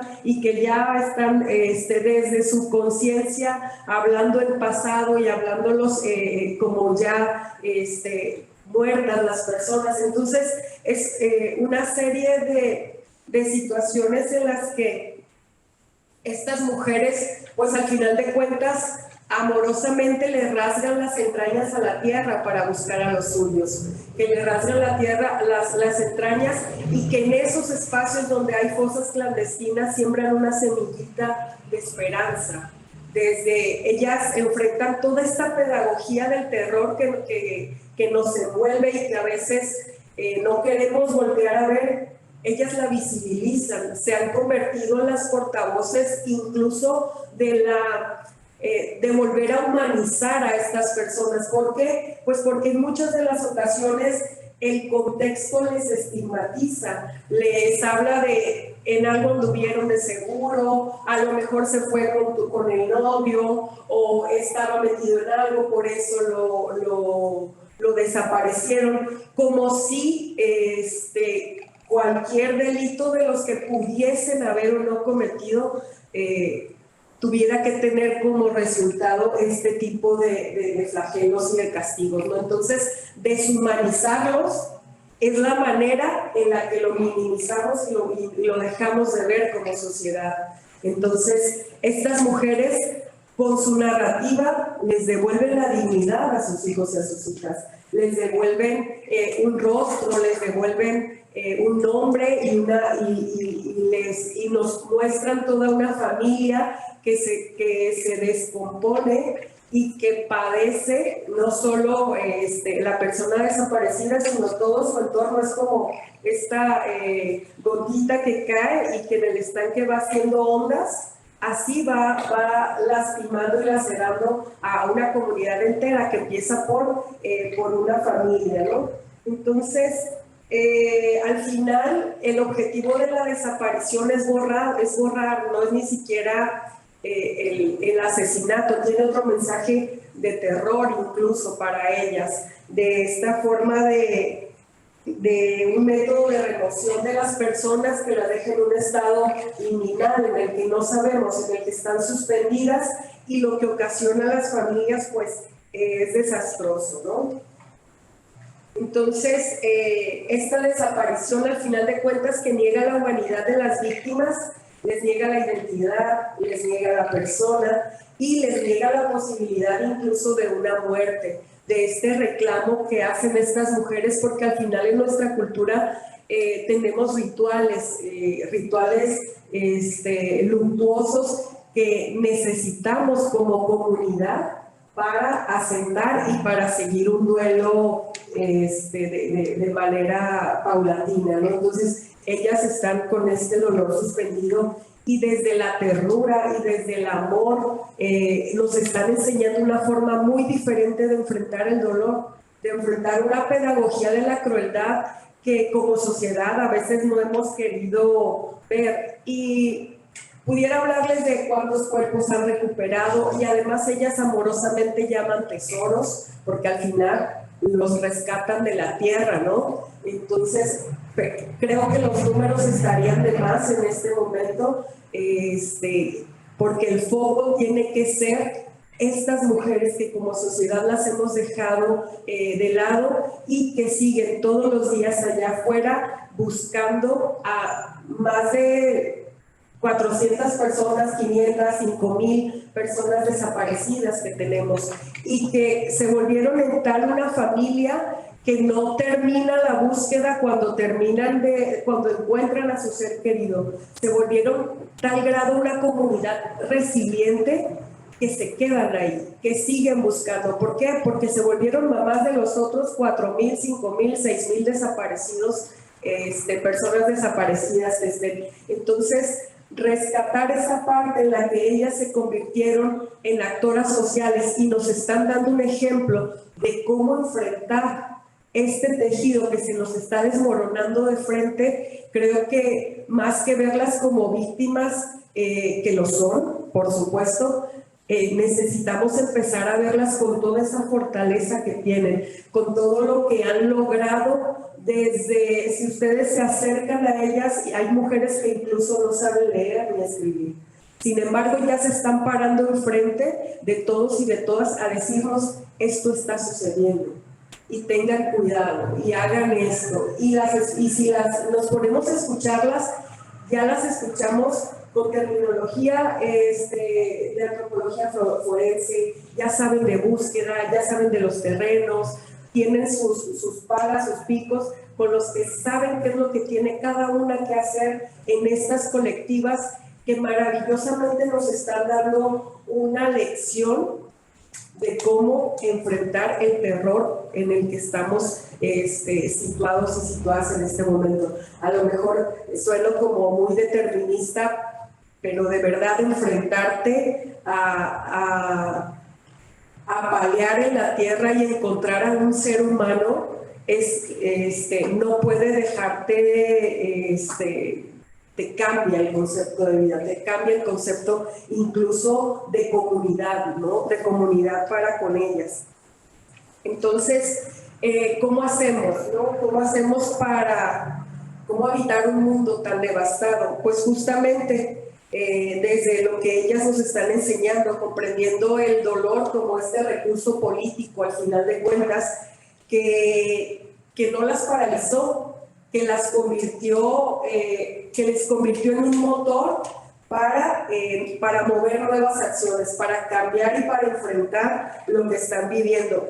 Son unas mujeres que tienen la capacidad de convocar, tienen la capacidad de reunirse, y tuvieron la capacidad de aprendizaje para organizarse, para acuerpar una lucha en la que no querían estar y actuar en manada. Esto que las mujeres tenemos de hacer redes entre nosotras está súper claro en la forma en la que estas colectivas, y yo les estoy hablando de las rastreadoras del fuerte, pero podría ser cualquier otra colectiva que surgió en este estado y que ya donde yo me quedé, ya lo estoy viviendo acá, eran 19, ¿no? 19 colectivas haciendo búsqueda de personas desaparecidas. ¿A qué se enfrentan?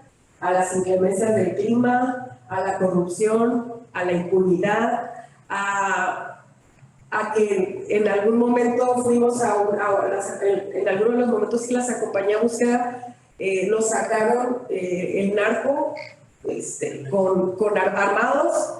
Se nos descompuso la camioneta porque además los recursos económicos son pocos y caminando tuvimos que salir hasta el pueblo con ellos detrás, en sus camionetas armados. A eso se enfrentan todos los días que salen a búsqueda y salen dejando a sus familias, salen dejando a los hijos y a las hijas y buscando cómo les acomodan porque también tienen otros y porque la maternidad está así de extensa y en este momento les toca también este otro hijo que no sabemos dónde, en qué lugar está.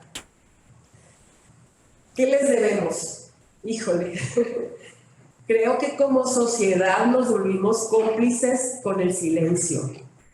Me parece que verlas marchar exigiendo justicia y no solidarizarnos con ese dolor de las otras y los otros nos vuelve cómplices con nuestro silencio, con esa negación de una realidad que ahí está y que nos está gritando al final de cuentas, atención. La indiferencia también nos vuelve cómplices. Creo que necesitamos empatía con ellas, porque al final son ellas las que enfrentaron esta pedagogía del terror y que despertemos justo desde el amor, desde esta imagen y esta idea de amor, despertemos las ganas de cambiar, de mejorar.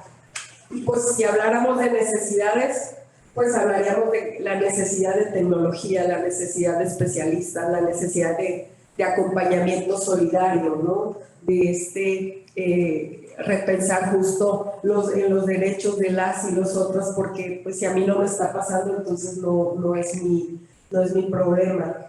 Creo que las necesitamos porque al final de cuentas estas mujeres se convirtieron en quienes hacen el trabajo de la geografía de la reaparición de las y los desaparecidos. Entonces, su trabajo es valiosísimo y me parece que les hemos dejado solas y que les tenemos una deuda pendiente. Gracias.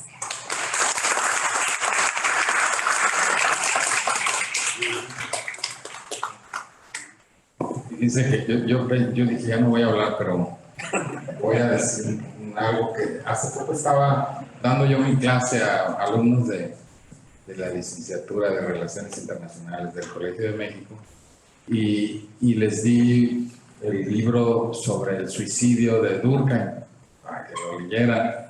Y una de las frases que Durkheim señala, digamos, de sus conclusiones es que toda sociedad de alguna manera acepta un determinado número de muertos, un contingente de muertos. Él lo hablaba por el suicidio, pero se refería a que esto es más que una razón individual, todo su argumento era que era una razón social, que es la sociedad la que está dispuesta a este tipo de acciones. Y yo se los planteaba a mis alumnos de esa manera, les decía, fíjense cómo quiten la palabra suicidio y pongan la violencia de nuestros muertos por la inseguridad, por el narco, por el crimen organizado, por lo que sea.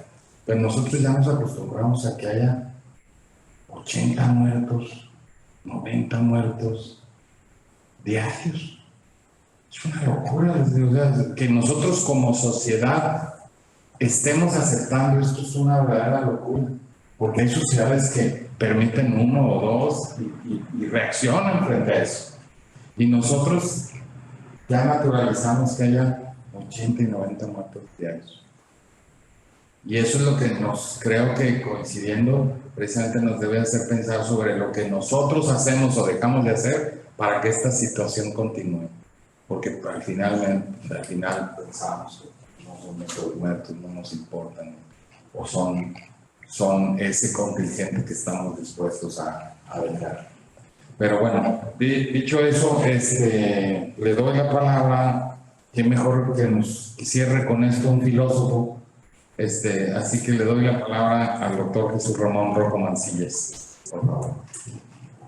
Muchas gracias a todo el Colegio de Sinaloa y a todos los panelistas, a usted, doctor, también por acompañarnos en la moderación. Vamos a tratar de recorrer 4 millones de años en un par de minutos. El ser humano es un animal altamente mimético, imitador. En realidad la mimesis viene desde muchos vertebrados, los peces son miméticos. ¿Por qué hay que prender el micrófono?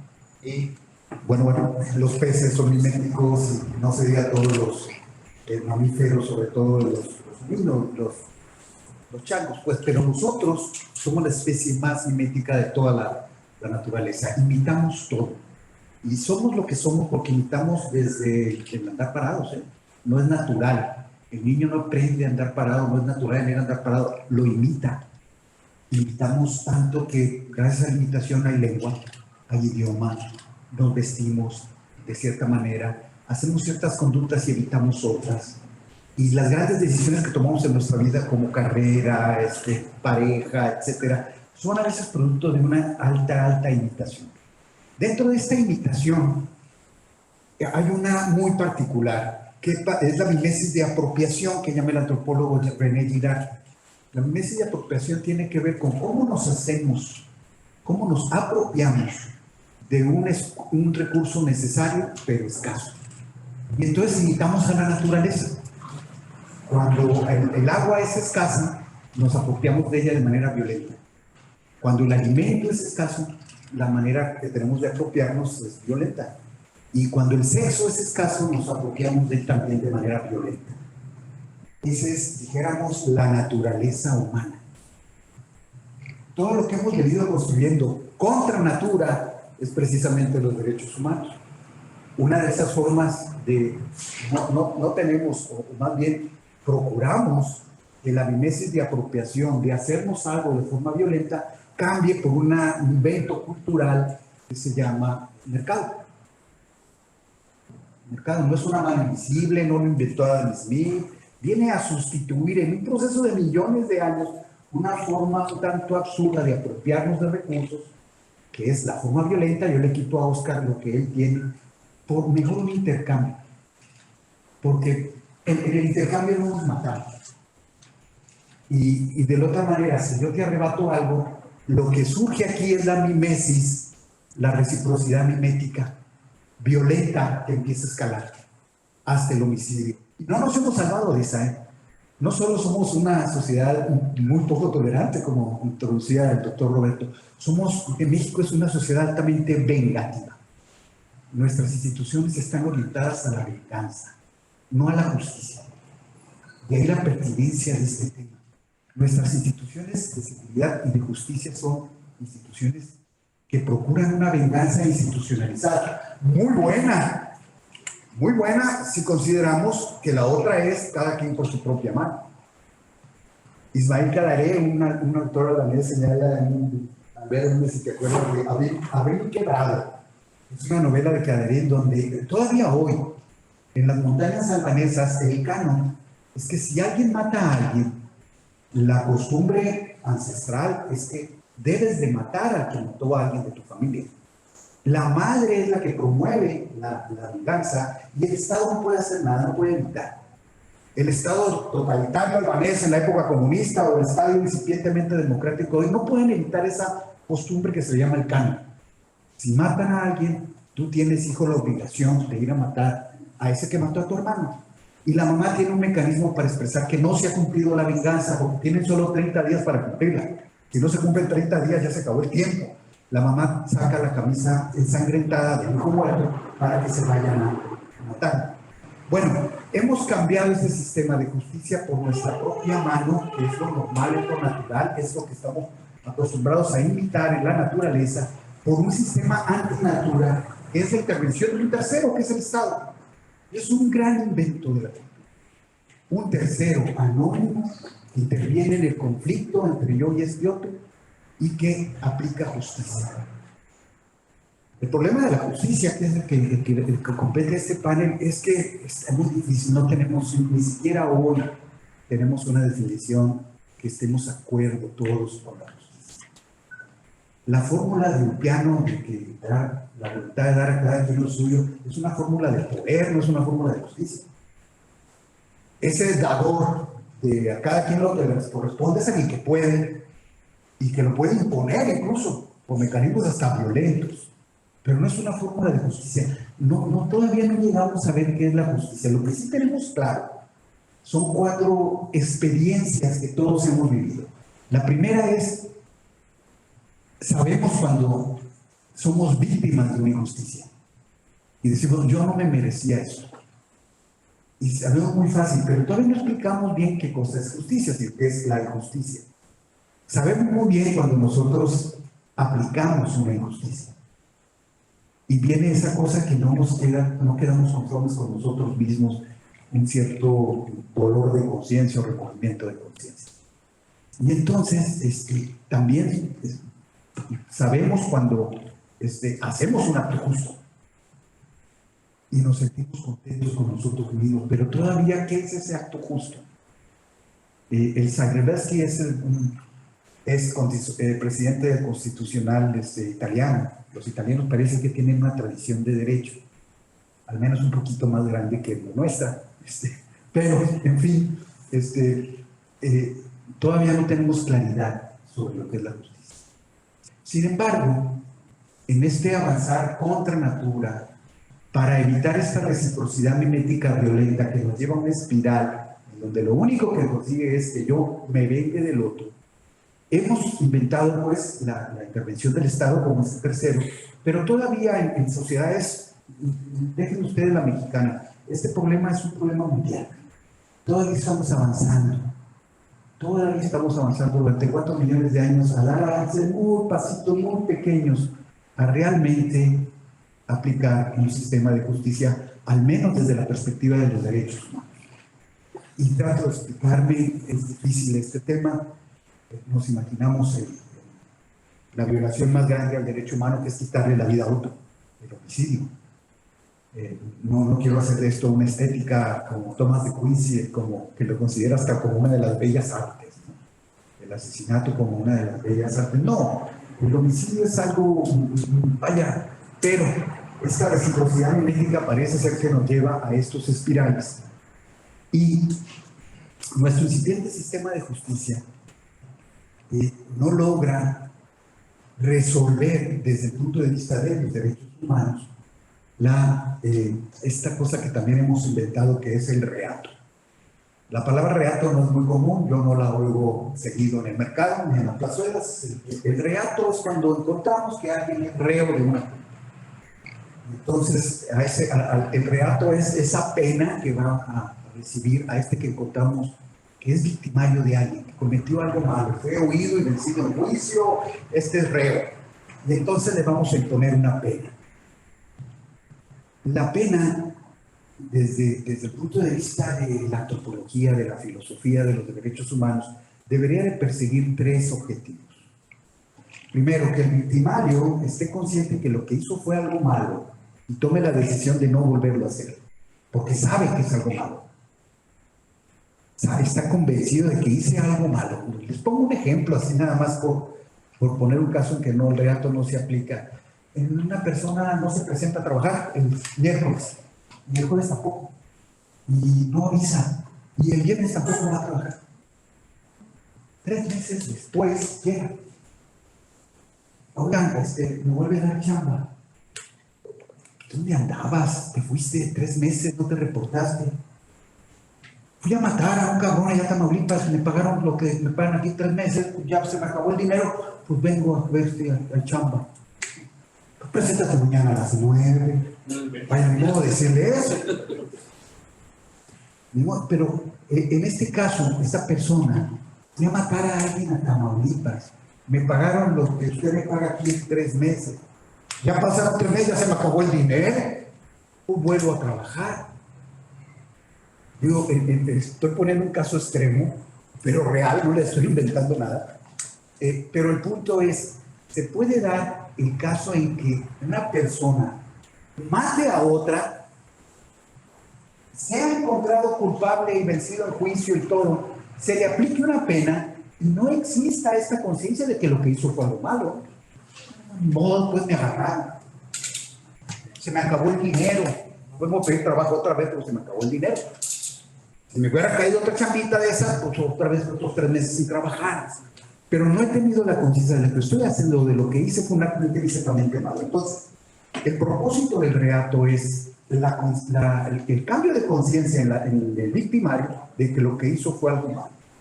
Y partiendo de la experiencia tan hermosa y tan bella y tan dolorosa que nos ha compartido Carla. Otro de los propósitos de la pena es la reivindicación de la víctima, partiendo desde la víctima. Si no partimos desde la víctima, no estamos haciendo nada. ¿Qué pasa? ¿De qué le sirve a una persona el sufrimiento que va a tener aquel individuo ahí en la cárcel si ella no ha sido restaurada en el daño que se le fue cometido?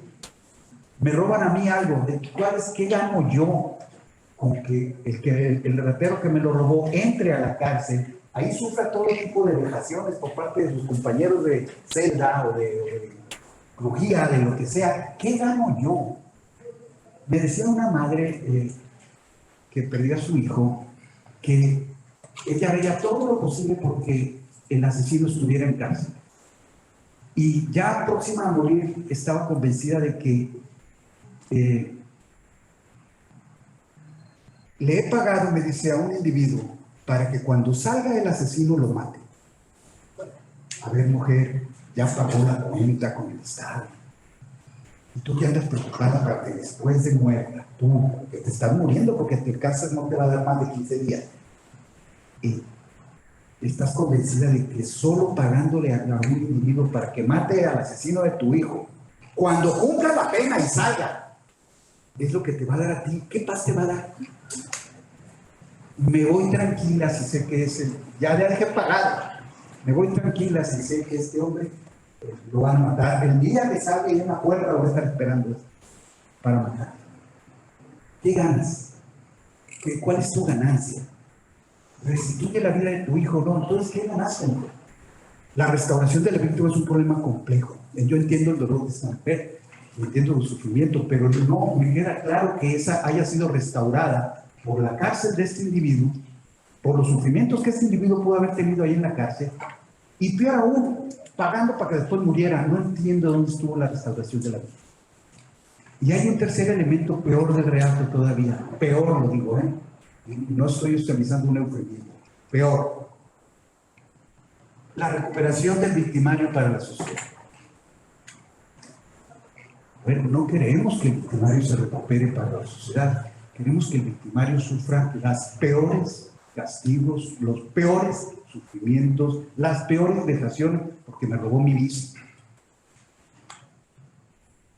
Porque me robó mi inscrito. Entonces, si no se dan estos 3 elementos, el cambio de conciencia, la restauración de la víctima y la recuperación del victimario para la sociedad, no estamos más que en un esquema de violencia institucionalizada. Muy bueno, por cierto, preferible a las montañas albanesas. Pero en tema de derechos humanos, todavía muy incipiente, muy animal y muy antipersona. Muchas gracias.